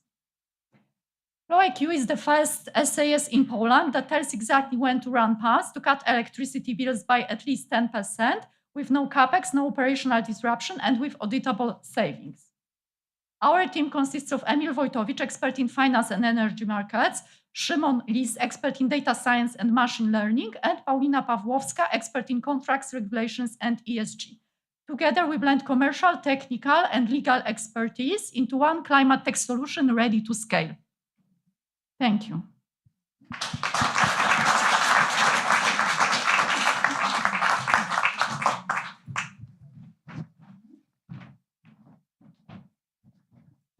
Congratulations on your presentation, and I think you have a really great and experienced team. So maybe you could also elaborate on how your cooperation on this project was and what are your plans to expand and still to stay together to develop this project. Yes, thank you. Indeed, we have a great team, very diverse in expertise. Of course, we are also cooperating with the scientists from Warsaw University of Technology, from the hydraulic sector. And now we are discussing with 4 facilities in Poland for provision of data, because of course we have algorithms in place. All we need is real data to create pilot and then to close the first agreements and then return to other clients with our successful pilots. That's our plan. I like that you've already completed 26 meetings and discovery calls with potential clients. I want to know what's the biggest takeaway from those calls and how it impacted your vision of the product and the business. Yes, indeed, it confirmed that this is the possibility to realize such a project successfully. Moreover, as results from discussions with these 26 facilities, we learned that there are also some potential other developments of FlowIQ. For example, measuring the performance of pumps, because not all of them perform at the best efficiency points, or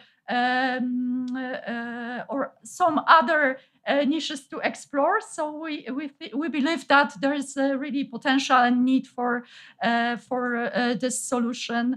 Of course, there are differences. There are some more conservative utilities, facilities, but we've already contacted medium-sized ones and one of the largest, most innovative, which is really interesting. And now we are, waiting for, as I said, data for our first pilot.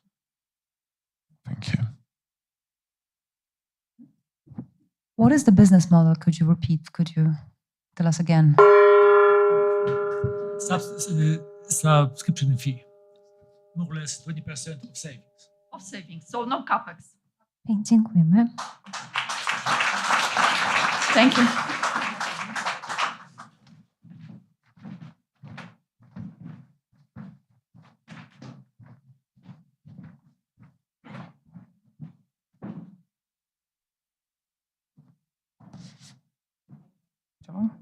Hello? Okay. Hello, everyone. I'm really excited to share that together with Maciej, we are building Staylift. And my name is Marek, of course. So I grew up in my parents' hotel, and ever since I was a kid, the phone never stopped ringing. So even today in hotels, from 10 to 30% of calls are missed. And it isn't just annoying.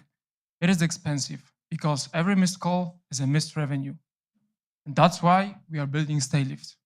Think of it as a digital employee. It can answer phone and speak like a human.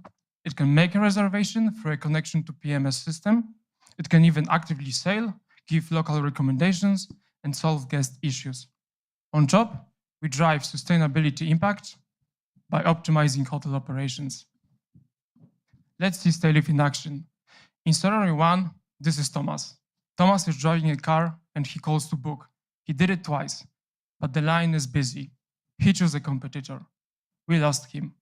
With Staylift, he gets an instant answer and the reservation is secured. In scenario 2, this is Barbara. Barbara is in a hotel room and she is freezing cold. She doesn't know how to fix the temperature, and it's middle of the night. No staff is available. With Staylift, she gets an instant solution and the problem is solved. And now we have a real traction. 8 hotels already signed for pilot testing and they are ready to pay for our product. Second, we show our solution to Hotel's CEO, leading PMS platform in Poland, and he loves it. He wants to distribute our tool to over 2,000 hotels. And 3, we are in pilot discussion with Accor. It proves that the big players want to cooperate with us. Our business model is simple. We use subscription plus usage-based pricing. And our go-to-market strategy is capital efficient. Thanks to a partnership, we don't burn out cash on ads. And we have an access to over 2,000 hotels. And this unlocks 21.5 million opportunity in our region, assuming 50% penetration, and the market is huge, and it reaches over 100 million euros. When it comes to competitors, they mostly focus on traditional text messaging, while on the contrary, we believe in AI voice expansion. To prove that, even YC back up to voice startups last batch. But unlike them, we are ready under 30 minutes, not 3 months. When it comes to our team, Maciej is full stack engineer, and I bring the hospitality DNA. Together, we are lean and we know how to scale. Right now, we are active in 3 hotels. Next year, we plan a Hotres massive rollout and release first enterprise module for Accor.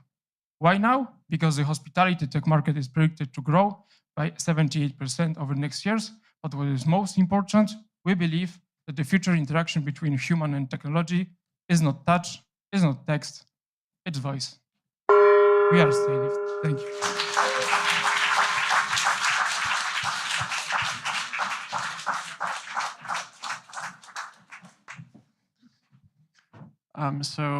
I have a quick question about the integrations with the hotel management systems. What's the landscape of the software for running hotels? What does it look like, and how much of it are you already integrated with, and what's your plans for that?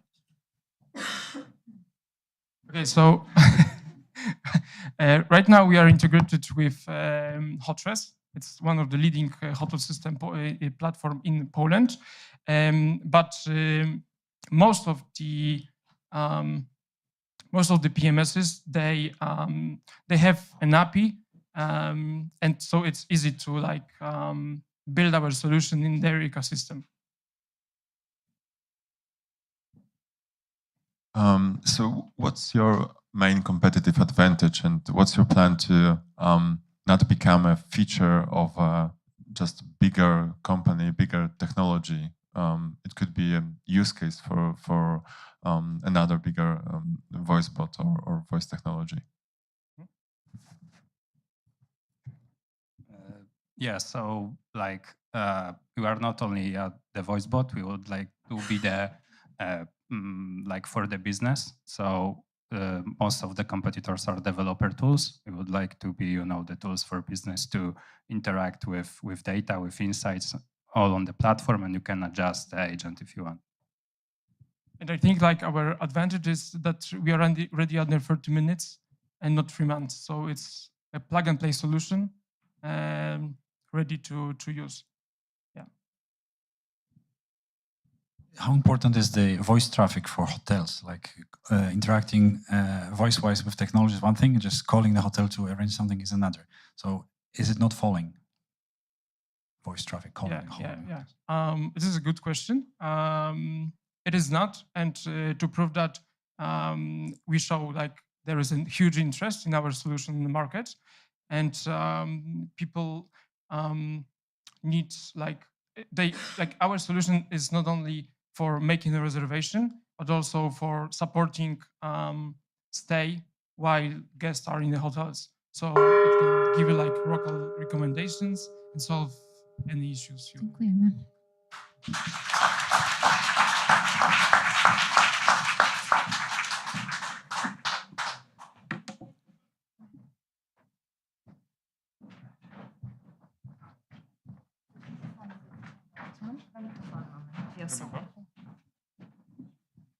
Działa.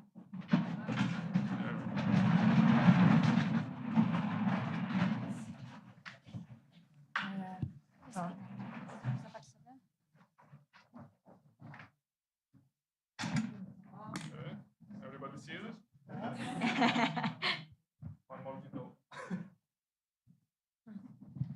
Łukasz, czy możemy wyzerować?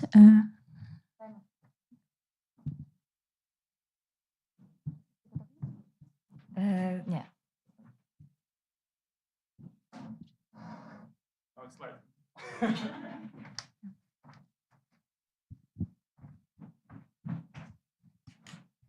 Did you know that your t-shirt might be more toxic than your ex? Because unlike him, it never leaves. Microplastics are everywhere, in breast milk and in men's genitalia. Their main source, textile production, releasing billions of fibers every minute, and no one measures them in real time. It means wasted water, energy, and money due to inefficient production. So I took my phone and cold messaged global heads of innovation at H&M, Adidas, Stella McCartney, and they replied immediately. Not a Tinder match, a solution match. They gave us exact data they lack. Fiber characterization, chemistry proxy, particle size distribution. Sounds technical, yes, but to them, the holy grail. So that's why our solution is a sensor system installed in industrial pipes, streaming optical data to our machine learning model. Our CTO is a one-man R&D universe. He builds the hardware and trains our data models with textile-specific inputs. This was our first proof of concept. And now we have this. A capsule that will stream data to our AI and power the dashboard with actionable AI. Our IP cover both sensor design with the textile fixing KPI. So, what is next? The optimization cannot wait.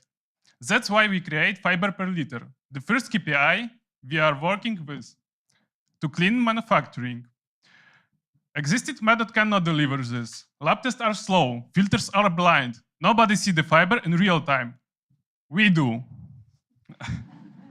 Our business model is B2B, hardware leasing plus software subscription monthly. We sell it to factories through global brands. Yes, we validated the demand with fashion giants, and they all signaled interest in pilots once our MVP is ready. Next, patent. Later, global scaling and clean manufacturing. We are Baltic Jungle Lab. I am Sandra. I bring fashion and sustainability vision. Igor brings hardware and software solution. We are working with experts from Lodz University of Technology. There is competencies we need next. If you have them, talk to us. We are not here to wait for this industry change. We are here to help force it. And we are raising funding to build industrial prototype and unlock pilots. Thank you.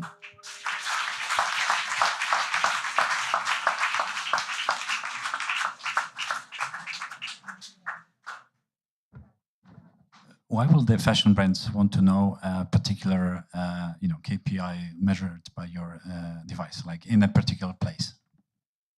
Because microplastics, because clothes shed microfibers, and they are part of microplastics, and which are very detrimental to human health.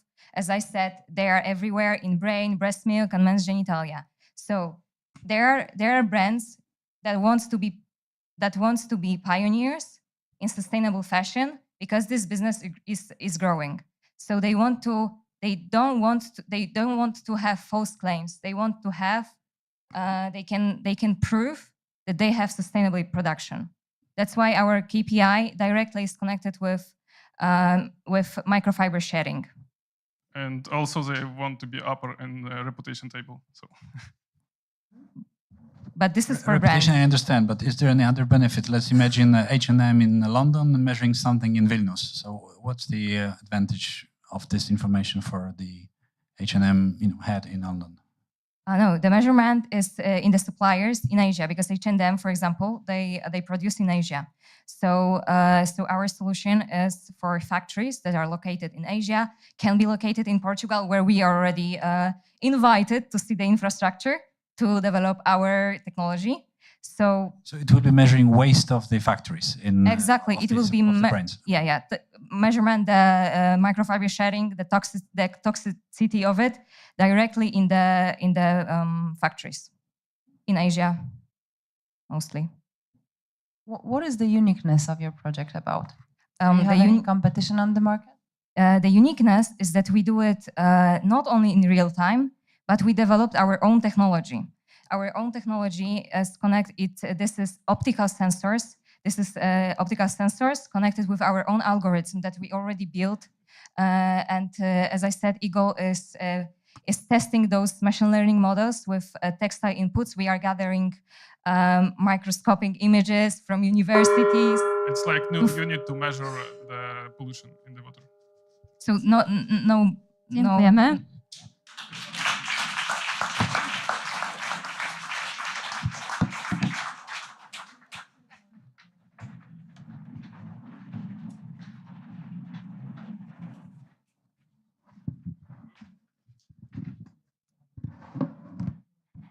Tak, chyba mamy to. Bardzo dziękujemy wszystkim zespołom za wystąpienia. To był naprawdę imponujący przegląd innowacji w sektorze Climate Tech.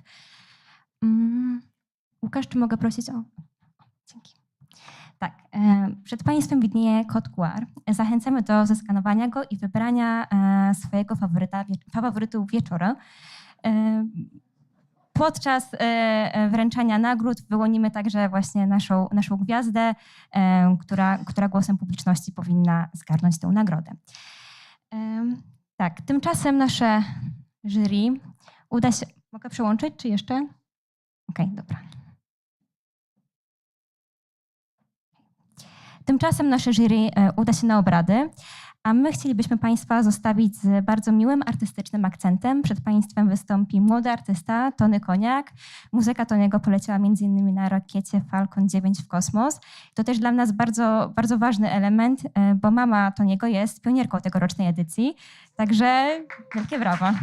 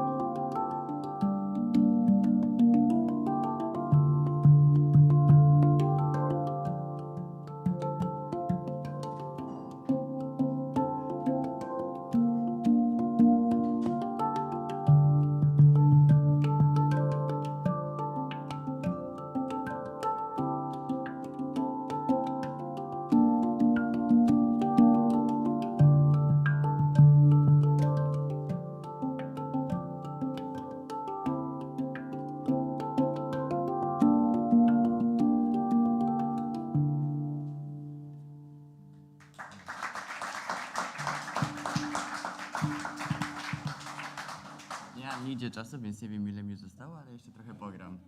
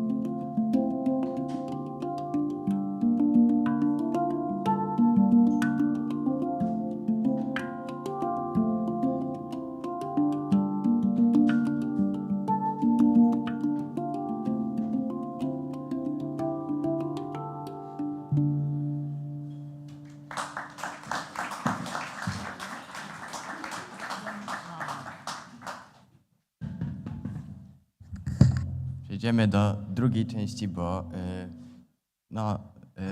dzisiaj mi granie nie idzie, muszę powiedzieć. Jakoś tak wyszło, nie wiem w sumie dlaczego, jakiś nie mój dzień jest dzisiaj, więc trochę poopowiadam.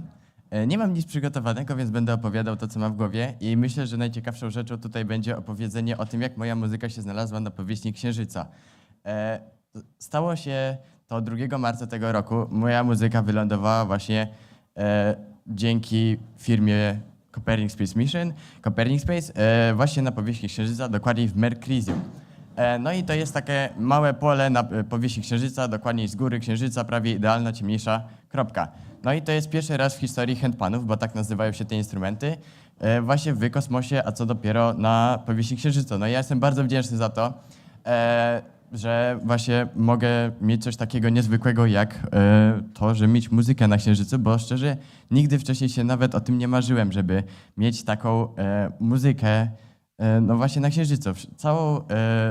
Całe jak do tego doszło, to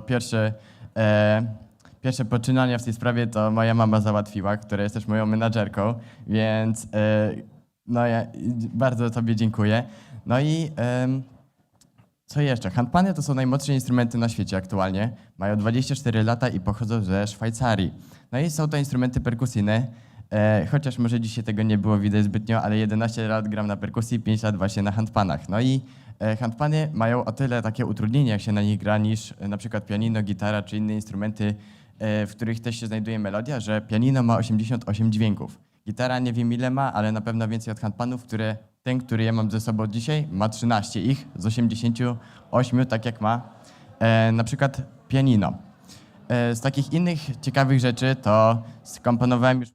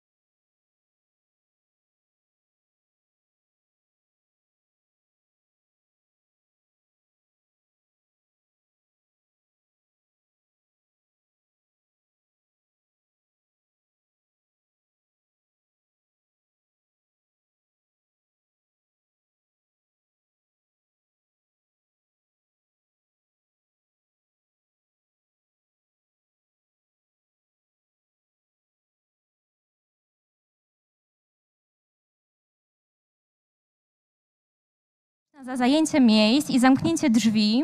Super, dziękuję.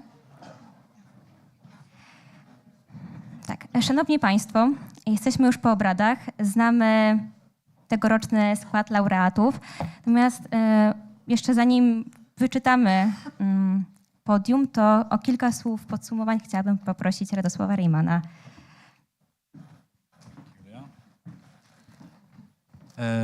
Ja w imieniu całego jury chciałem jeszcze raz bardzo serdecznie przede wszystkim pogratulować wszystkim zespołom, podziękować za to, że przygotowaliście swoje prezentacje i przedstawiliście dzisiaj swoje projekty na tej scenie. Byliśmy w tym gronie jury pod wrażeniem zdecydowanej większości prezentacji. Patrzyliśmy i dyskutowaliśmy w trakcie tych obrad zarówno na część stricte merytoryczną, jak projekty wpisują się w trendy, w szczególności również trendy technologiczne na świecie i w trendy związane z climate tech, który jest dzisiaj takim motto tego konkursu. Staraliśmy się trochę czytać między wierszami i dostrzec być może niekiedy jakieś lekkie deficyty w samej formie przekazu, którą mieliście. To na pewno jest obszar, nad którym warto pracować. To jest never-ending taki journey, uczenie się prezentowania, komunikowania z otoczeniem. I zanim wrócimy do ceremonii wręczania wyróżnień i nagród, chciałem powiedzieć, że 2 projekty szczególnie podobały nam się właśnie w zakresie tej formy komunikacji, tego kontaktu jakby z publicznością. Być może jeden z nich też gdzieś znalazł się wśród docenionych przez publiczność w dodatkowej nagrodzie. I te 2 projekty to są Wata i Staylift.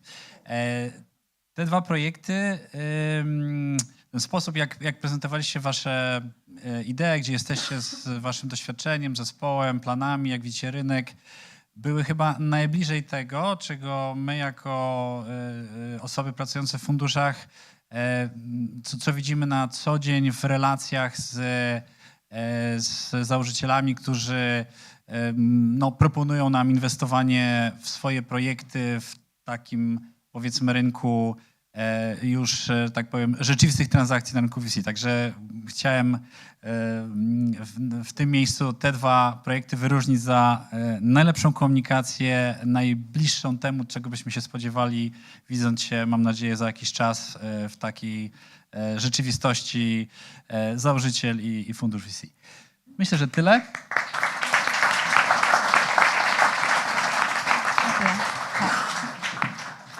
Myślę, że czas poznać pierwszych wyróżnionych i do wręczenia nagrody poproszę Adama Bartkiewicza.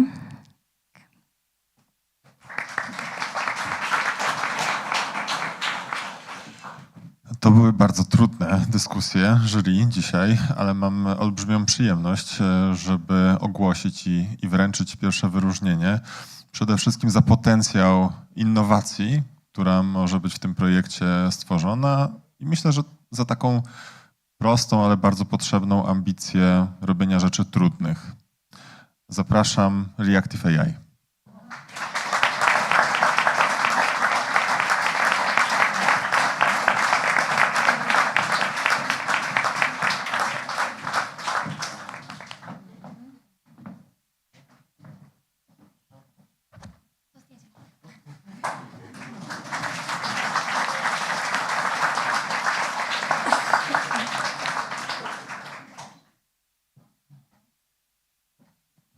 Dziękujemy.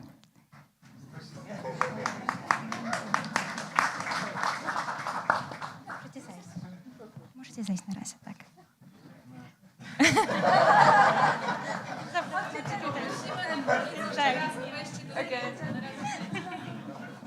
Tak. A do drugiego wyróżnienia zapraszamy Adama Łatę.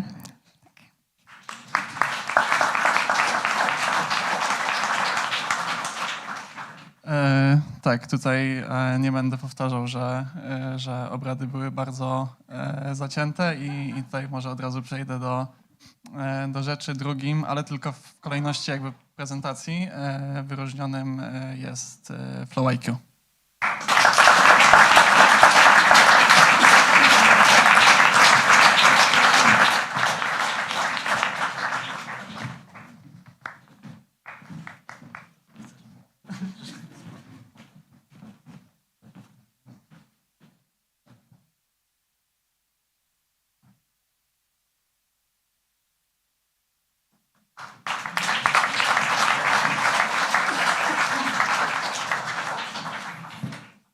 I przed nami nagroda główna. Do wręczenia zaproszę Martę Mikliszańską.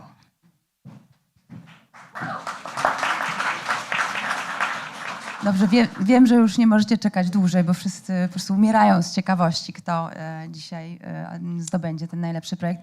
Ale muszę też nawiązać do tych wcześniejszych wyróżnień, a także do projektów i być może trochę wytłumaczyć też, w jaki sposób staraliśmy się patrzeć na te projekty. To już jeden z moich kolegów dzisiaj powiedział o tym, że zależało nam nie tylko na perspektywie skalowania tego biznesu, znalezienia potencjalnych inwestorów, ale patrzyliśmy także na tę stronę impaktu środowiskowego, impaktu społecznego.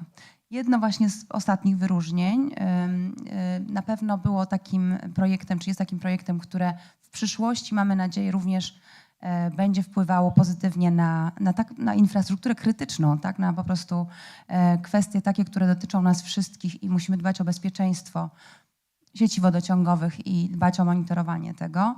I myślę, że ten projekt, który chcemy teraz nagrodzić, pierwszą nagrodą, również ma taką nie tylko misję środowiskową, ale ma też chyba jeden z największych impaktów spośród wszystkich dzisiejszych projektów, a mianowicie dotyka bardzo ciężkiego i wielkiego wyzwania, jakim jest mikroplastik.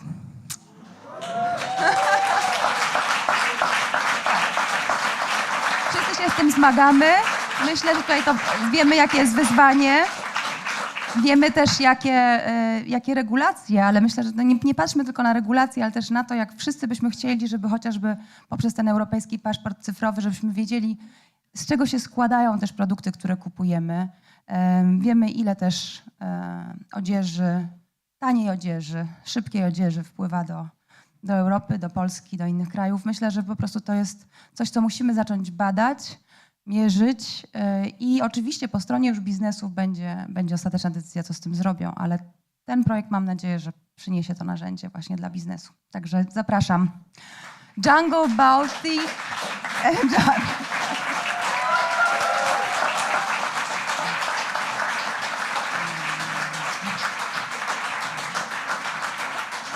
Baltic Jungle Lab, gratulujemy.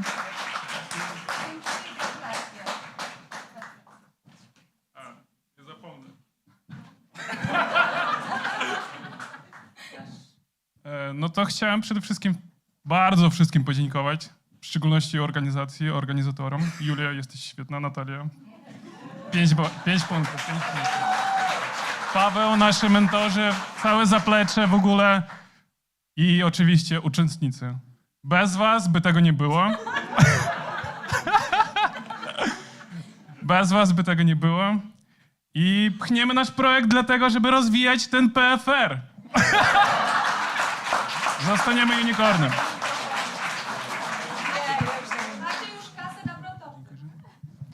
Tak, dziękuję. Dziękuję jury. Nie wiem, czy coś lepszego powiem niż Igor.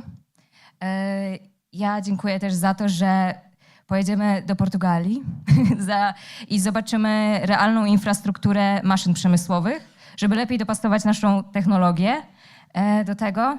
I bardzo dużo pracowaliśmy i faktycznie jesteśmy zwycięzcy.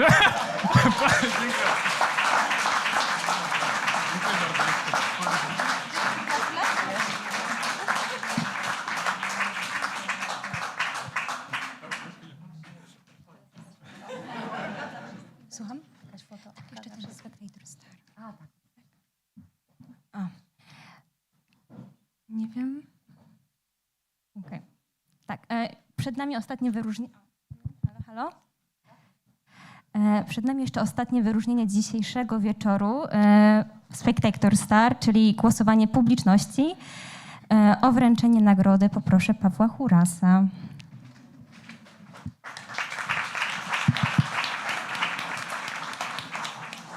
Tak naprawdę wszystkim chciałbym tutaj wręczyć tą nagrodę, ale wy wybieraliście w tej kategorii. Myślę, że już tutaj Radek na samym początku zdradził trochę, do którego to zespołu trafi. Szanse teraz są pół na pół.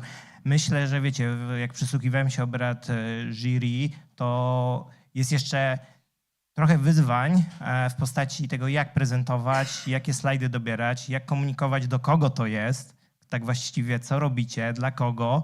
Jaki wy macie tutaj model biznesowy, kto jest waszym klientem? Myślę, że możecie teraz jeszcze wykorzystać jury, żeby podpytać, co na przykład nie było jasne, ale ten zespół, który za chwilę dostanie wyróżnienie w postaci pamiątkowego dyplomu dużego, który można powiesić w swoim biurze, zrobił to prawdopodobnie najlepiej i w ocenie jury, i w ocenie waszej. A jest to, uwaga, fanfary. Czy mamy tam jakiś dźwięk? Nie. Zespół Wata.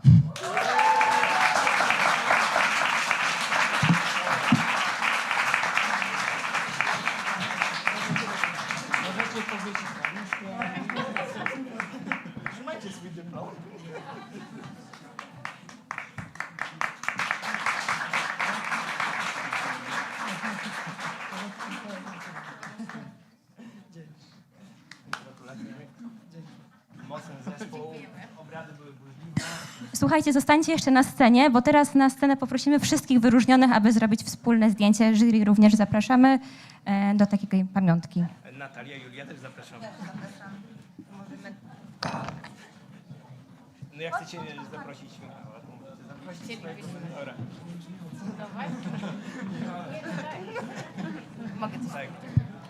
Słuchajcie, nasz sukces by nie był, gdyby nie PFR, ale też gdyby nie mentorzy, więc chcielibyśmy zaprosić też mentorów.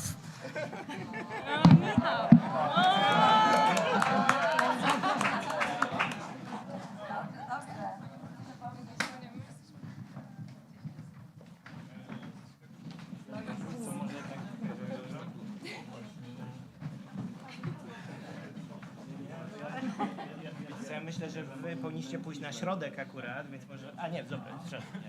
Jakby już mi się tutaj wszystko dzisiaj...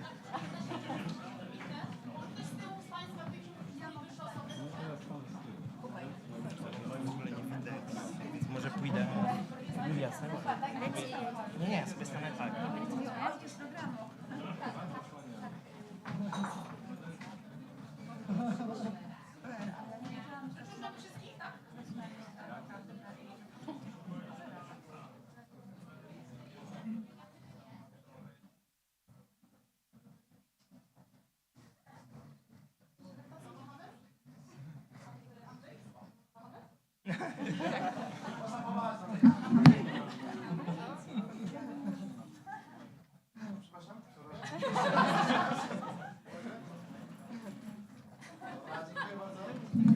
Jeszcze poproszę wszystkich tegorocznych pionierów na scenę. Także. Muszę iść na wywiad.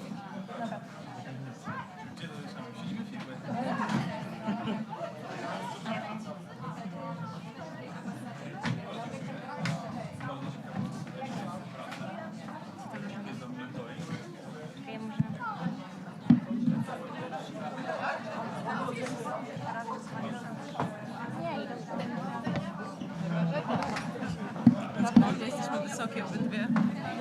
Ja mam taki obsas.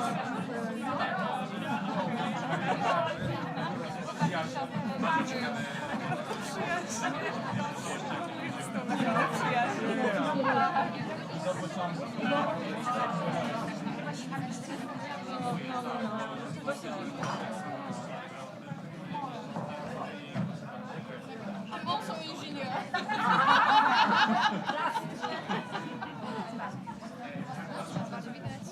Zostali z nami? Dobrze, to... Jak pani się